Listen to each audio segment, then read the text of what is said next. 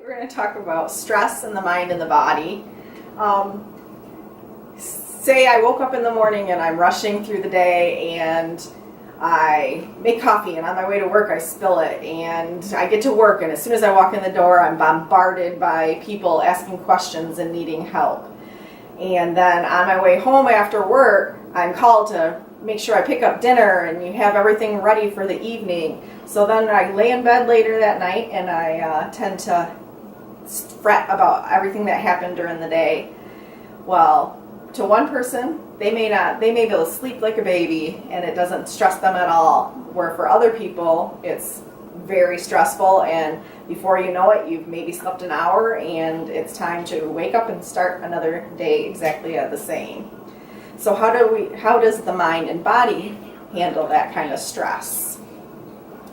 So stress is loosely defined as the circumstances and causes and pressures that are on a person throughout the day and that cause mental and emotional instability. People's responses to stress really vary, and a lot of that has to do with just how you've been raised, or you grow up and you've taken on things. According to Dana Becker, the author of One Nation Under Stress, besides occupying private thoughts, stress permeates culture, media, and medicine. No one is immune from it. It's just how we all handle it. Sometimes it's chronic, and sometimes it's just a cause from both. It can cause both mental and physical pain.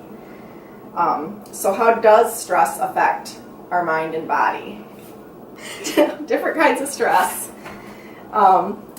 We have like routine stresses, if you were at work, family, every day-to-day stresses that we just, you go about, something bothers you, and you may freak out about it. Then we have sudden stresses that some people go through, such as a death, a job loss, a divorce, something that's really unexpected, but yet catches you out of the blue. And then there's traumatic stress, such as there's an attack, a disaster, like after bad floods and stuff, people are traumatized by these events, and there's a stress with that. With stress, our neurotransmitters affect how we react.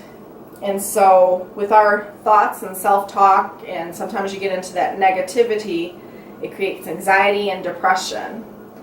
The causes of stress are there's 3 hormones: adrenaline, cortisol. The third one is norepinephrine.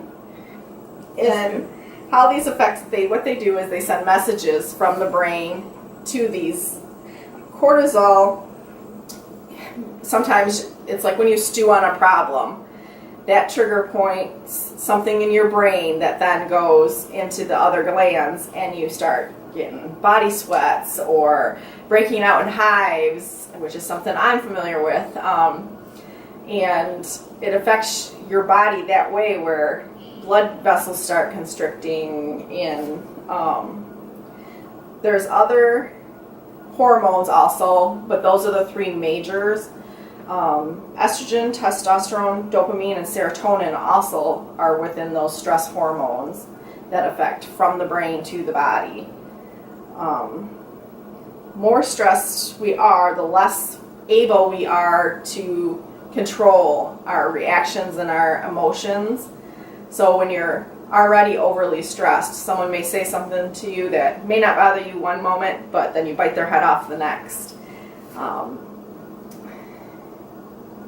So as your mind is and your stress levels are going, it's affecting everything in your body. And this, over time, with chronic stress, can cause things such as heart attack, depression.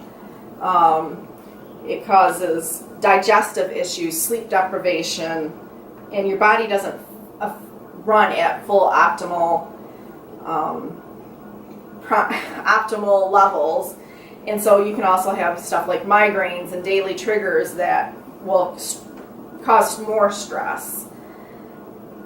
But there are things that you can do to help reduce these stress levels. Some of the things that really help, even to help you sleep, get a full night's sleep, exercise, yoga, meditation, stuff like self-talk, finding more positive levels instead of negativity, learn how to change those, eating well, and also sometimes maybe you just need someone to talk to and get everything vented out. So in conclusion, it's just that we all handle stress differently, that we all need to learn how to cope and control it in our own ways, that our stress is as unique as we are individuals, and that controlling stress gives many health benefits. And so if you can learn to control it can, instead of it controlling you.